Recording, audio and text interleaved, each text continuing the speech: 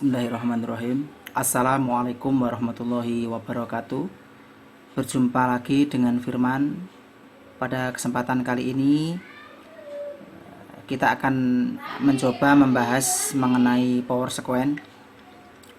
Karena power sequence ini sangat penting sekali apabila kita ingin memahami distribusi tegangan pada motherboard secara utuh. Sebenarnya pada beberapa seri motherboard ini sudah disertakan untuk power sequence-nya. Kok beberapa seri, Pak? Iya, karena tidak semua skema ini disertakan untuk untuk lampiran skemanya. Jadi apabila nanti Anda menemukan skema-skema yang di dalamnya sudah dilampirkan power sequence, ya itu nanti bisa Anda jadikan acuan untuk mengurut nanti tegangannya bagaimana dari proses awal hingga terdistribusi ke semua rangkaian, gitu ya. Ini saya berikan beberapa referensi dulu dari skema-skema yang di dalamnya ada power sequence-nya. Coba kita buka satu-satu. Ini dari Asus.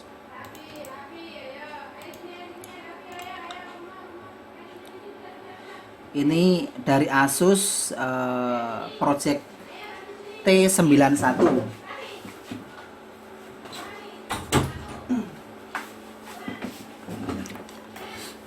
Coba kita lihat bagaimana model power sequence-nya, karena model power sequence yang disampaikan ini berbeda-beda tiap skema. Ya. Kecuali untuk satu produsen, maksudnya untuk produsen yang sama terkadang sama untuk model power sequence-nya, tapi kalau beda produsen biasanya beda. Nah, seperti ini untuk model power sequence-nya. Jadi sebenarnya power sequence ini menjelaskan bagaimana distribusi tegangan ini dari awal hingga tersebar ke seluruh rangkaian. Kalau di sini kita lihat ini dari sumber utama, dari baterai. Ini nanti apabila sudah lolos dari MOSFET switching, nanti akan menjadi AC-BAT SJS. Ini B plusnya, gitu ya, B plusnya. Nanti dari tegangan yang sudah keluar di B plus ini akan diberikan ke semua rangkaian, kan gitu. Termasuk salah satunya ke RT8205. Ini IC yang nantinya menghasilkan tegangan 5 volt dan 3 volt, gitu ya. Termasuk di dalamnya nanti juga dijelaskan bagaimana komunikasi antara embedded control dengan dengan short bread. Nanti sinyal apa saja nanti yang bisa kita jadikan acuan nanti untuk diukur, untuk mengkondisikan bahwa EC dengan short bread ini sudah berkomunikasi, gitu ya. Makanya ini hanya lampiran dulu, nanti ada video yang membahas untuk power sequence, gitu ya.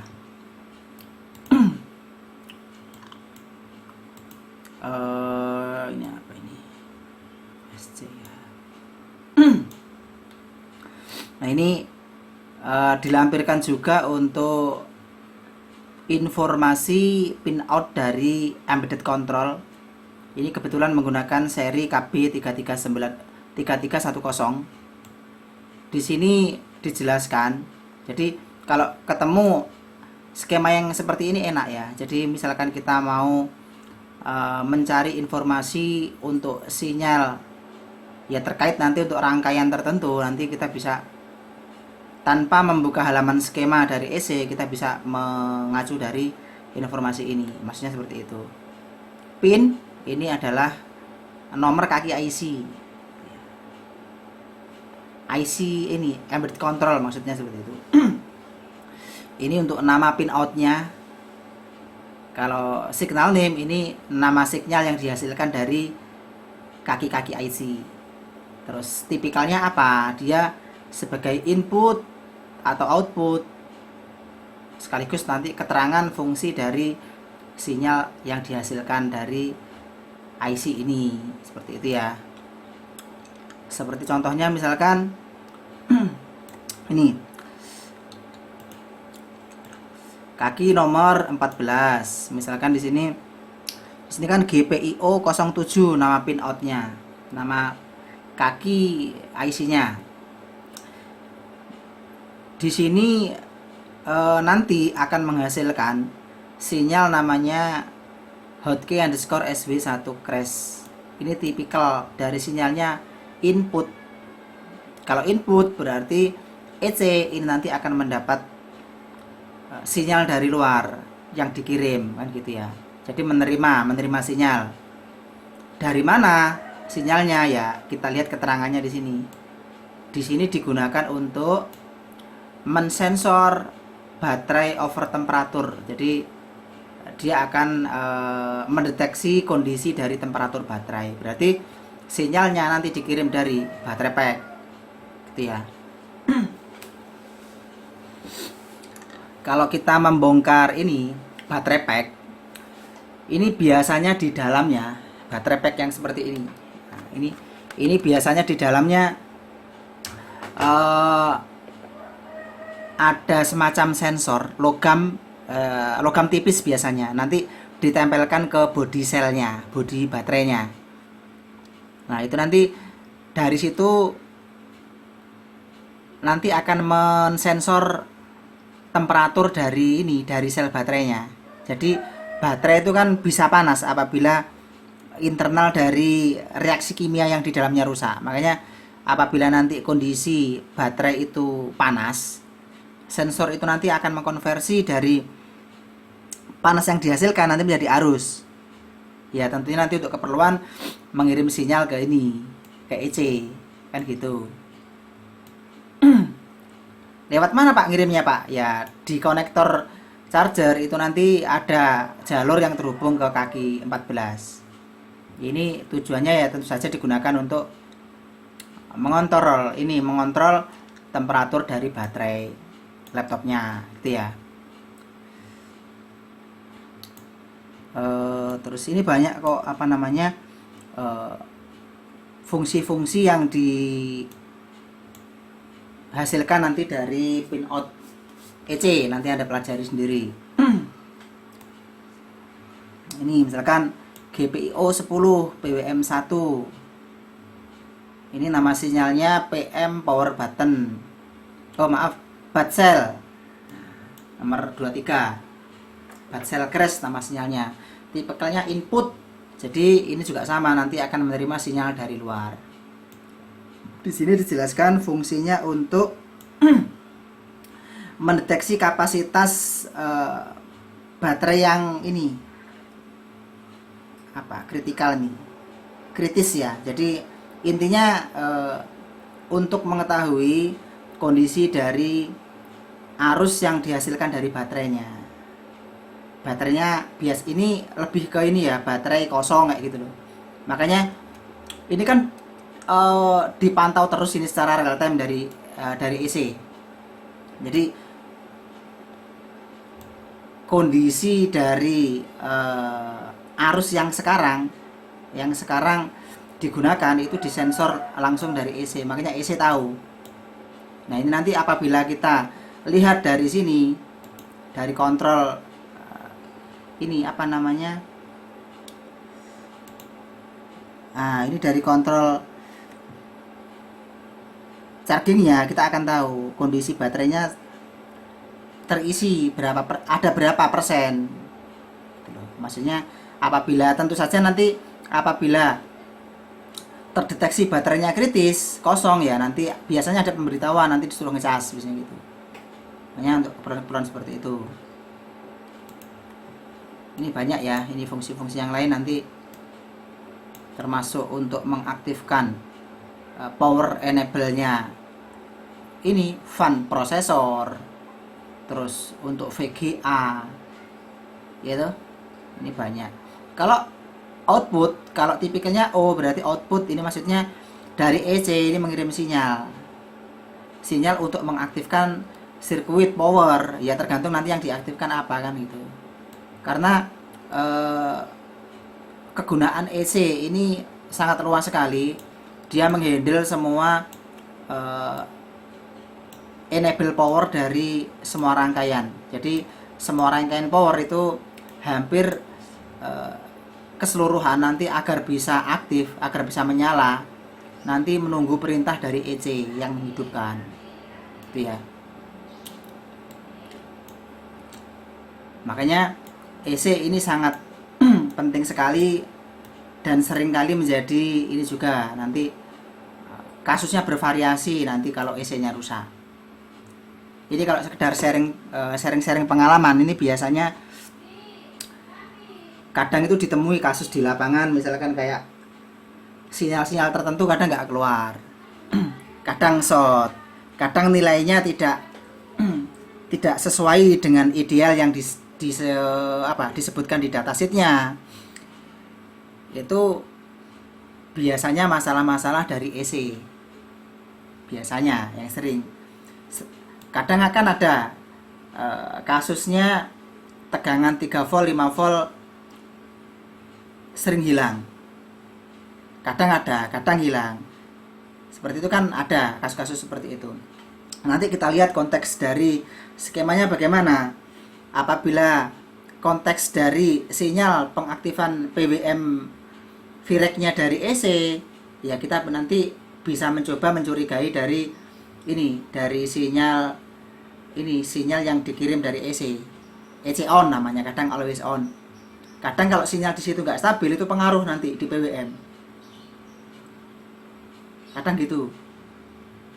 Tapi kalau misalkan pemicu enable PWM-nya dari internal ini IC VREC-nya sendiri, misalkan VREC 3 seperti itu, ya beda lagi nanti cara analisanya. Itu coba Anda nanti buka video tentang pembahasan blok 3 dan 5. Kemarin sudah saya jelaskan kok parameternya apa saja nanti kalau mau pengukuran.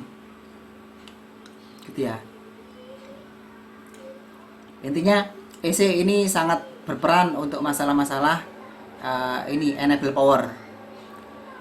Dan perlu diketahui juga EC sebenarnya bukan hanya EC, ini semua IC yang di dalamnya terjadi proses data, itu pasti di dalamnya ada memori yang ya tentunya yang mengontrol semua perintah. Ini kalau di EC itu memorinya namanya ROM, biasanya ROM BIOS. Jadi ada semacam BIOS internal yang tertanam di dalam EC-nya. Itu bisa diisi dengan firmware. Jadi bisa diprogram. Ini berbeda fungsi dengan BIOS ini ya, yang di luar ya, yang main BIOS ya, beda fungsi. Kalau BIOS yang ada di dalam EC itu lebih cenderung digunakan untuk mengontrol semua pin out dari IC-nya ini, termasuk enable power. Terus ini dia memetakan kode dari dari keyboard. Makanya kadang kalau keyboard beberapa tombol nggak detect padahal keyboardnya normal dipasang di laptop lain, ya jangan-jangan ada masalah dari EC. Kadang sinyal-sinyal tertentu, Pak ini kok sinyalnya nggak keluar Pak ya, atau kadang mungkin tegangannya kok naik turun nggak jelas untuk sinyal-sinyal dari EC-nya. Bisa jadi mungkin masalah dari firmware di EC-nya. Makanya cara aman sebelum kalau misalkan kita dihadapkan dengan masalah EC, sebelum kita mengeksekusi EC-nya, misalkan kita ganti, cara aman kita flash dulu saja. Dengan konteks EC-nya tidak short. Kalau short gimana Pak cirinya Pak? Kalau short ya panas. Kalau misalkan kita berikan tegangan normal untuk VCC-nya, terus ternyata EC panas, kan pasti ada yang konslet rangkaian di dalamnya. Kalau seperti itu ya diganti. Tapi kalau kita cek, oh Pak nggak panas EC-nya Pak, tapi kok nggak berfungsi ya untuk sinyal-sinyal yang bersangkutan, ya coba nanti di flash dulu. Ya tidak menjamin sih, tapi seringkali terkadang menyelesaikan persoalan gitu ya. Karena kita kan juga nggak tahu, karena nanti permasalahan kan memang bisa dari firmware-nya yang korup, atau memang kalau sudah dipastikan firmware-nya sudah di flash, sudah di kondisikan normal tapi kok masih bermasalah, ya kali saja mungkin memang ada masalah dari sisi hardware-nya, hardware yang hardware penyusun dari IC-nya sendiri. Kalau sudah seperti itu ya kita ganti IC-nya.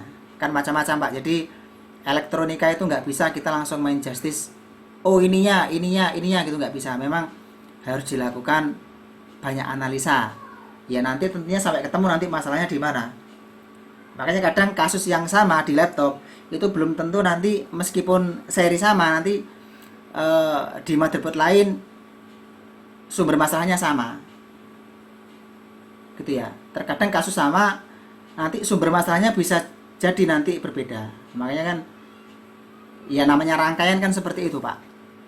Cuma terkadang memang umumnya turunan penyakit laptop, kadang untuk seri tertentu kadang rusak chargingnya. Mungkin kalau ketemu kasus yang sama biasanya memang kebanyakan di situ ya, memang memang kelemahan dari sirkuitnya seperti itu gitu ya. Tapi ya kita tidak bisa memukul rata selalu seperti itu ya, kalau memang masalahnya dari situ, kalau tidak kan gitu Mas. Makanya kita jaga-jaga ya.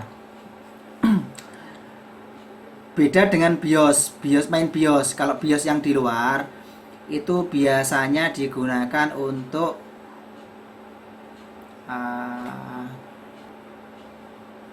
mengidentifikasi semua ini perangkat yang terpasang di motherboard.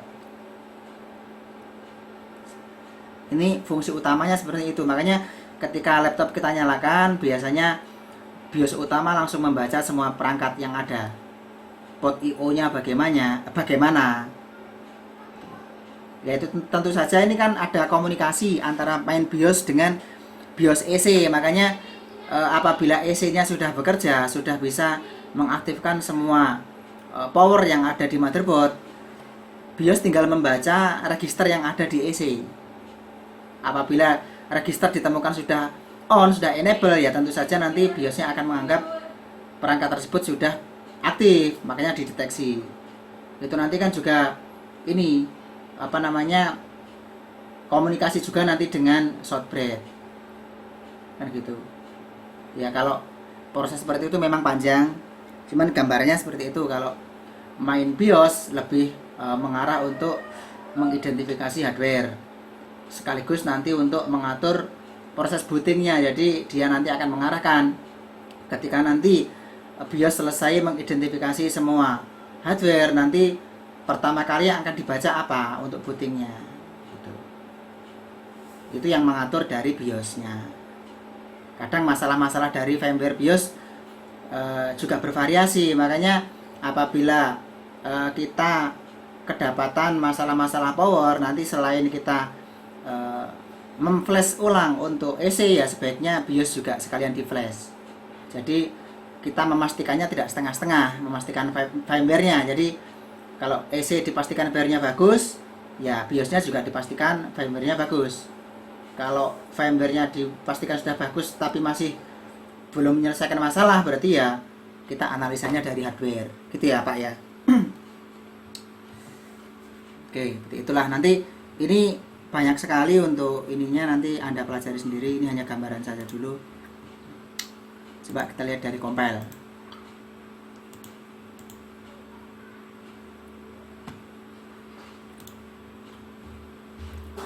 Compile ini di belakang biasanya. Coba di halaman berapa ini ya?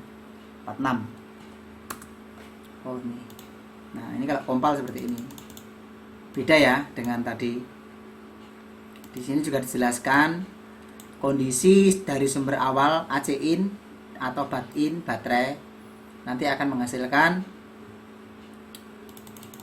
ini, akan menghasilkan tegangan 5 volt, 3 volt tentunya nanti setelah dari tegangan utama nanti terdistribusi ke power penghasil 5 dan 3 gitu ya.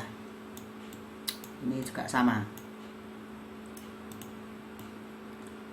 Ini sinyal-sinyal nantinya yang digunakan untuk mengaktifkan ini sistem untuk VS-nya. Jadi nanti kan ada rangkaian lagi yang enable powernya, switchingnya dikendalikan dari sinyal AC. Kalau bahasa kompal ini dia mengistilahkan untuk sinyal VS-nya sys on, suspe. Ya.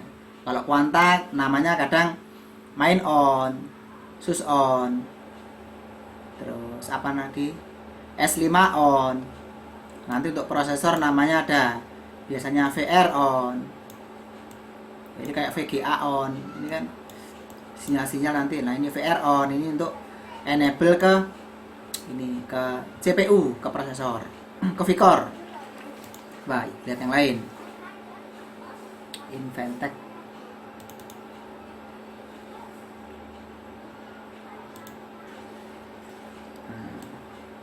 Beda-beda ya, memang tiap skema kita harus ya, meskipun tidak secara menyeluruh menguasai, setidaknya kita bisa memahami apa yang informasi yang disampaikan dari skemanya. Jadi kita nanti masih bisa melakukan analisa gitu ya. Kalau ini indeks kontennya, jadi di sini di referensi, misalkan kita ingin mencari sebuah sirkuit tertentu, kita bisa mengacu pada halaman yang ditampilkan di sini. Misalkan contoh kita mau mencari block power ini penghasil 1,5 volt di halaman 11. Nah, Anda bisa menuju ke halaman 11. Ini penghasil 1,5. Ini ya. Memang macam-macam. Jadi tapi kan sama, garis besarnya kan sama itu 1,5. Garis besarnya kan sama.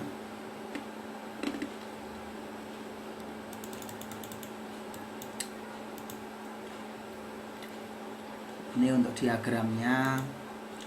Nah ini power sequence-nya seperti ini. Nah perhatikan, kan sama sebenarnya, dari adaptor nanti komunikasi dengan tentunya ini kan AC, biasanya ada AC-nya, enggak ada ini.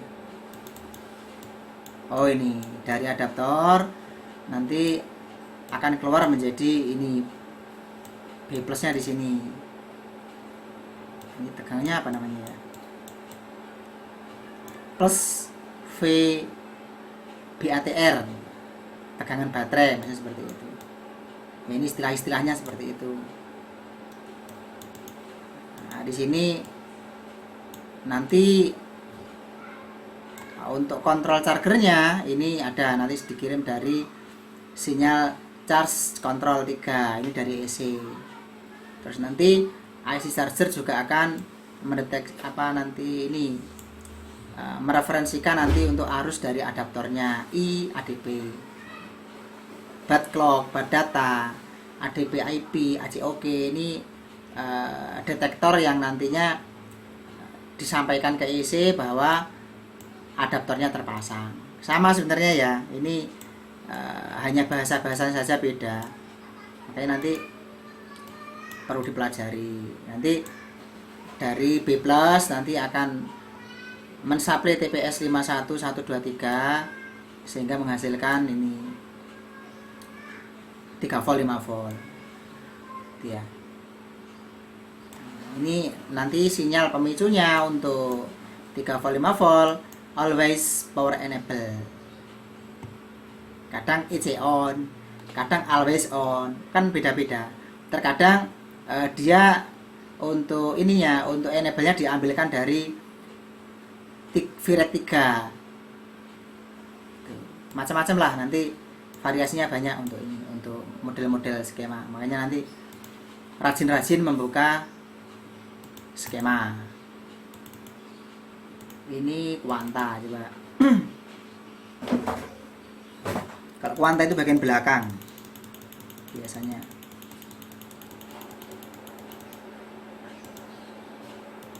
Nah ini power sequence dari kuanta ini. Kan sama sebenarnya. Dari VIN, ini dari AC baterai nanti menghasilkan 3 volt 5 volt. Nanti akan ada feedback power good-nya HWPG SIS. Nah, ini sinyal-sinyal nantinya yang digunakan untuk membangkitkan VS, S5 on, SUS on, main on, gitu ya. VR on untuk prosesor, gitu ya.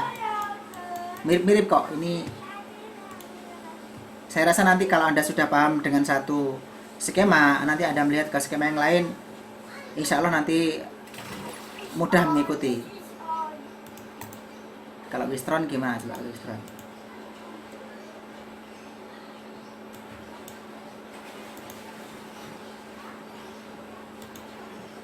Wistron, oh Wistron itu di belakang biasanya 1.0.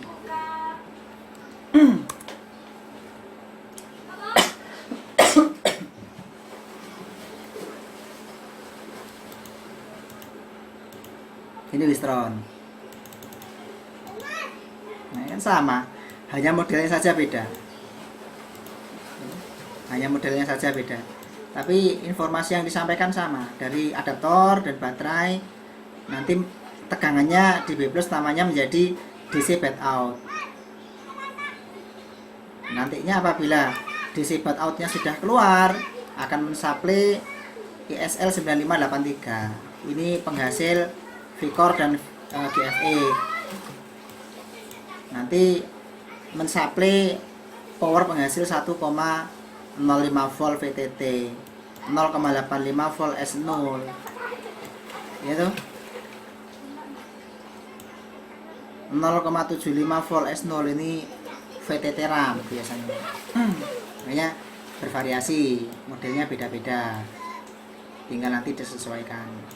Ini hanya pengantar saja ya. Nanti setelah ini kita akan coba nanti ambil salah satu saja untuk power sequence yang ada untuk kita pelajari, biar nanti dari power sequence yang ada ini yang kita pilih, nanti coba kita pelajari secara menyeluruh. Apabila nanti sudah paham, nanti Anda pelajari juga nanti untuk model-model yang lain ya. Coba nanti akan saya ambil dari kuanta saja yang paling sederhana biar nanti mudah diikuti. Kuanta itu yang seperti ini ya, seperti ini. Bagaimana nanti cara kerjanya akan saya sampaikan untuk video selanjutnya. Untuk bahasan ini power sequence, gitu ya. Oke, demikian. Semoga bisa membantu. Wassalamualaikum warahmatullahi wabarakatuh.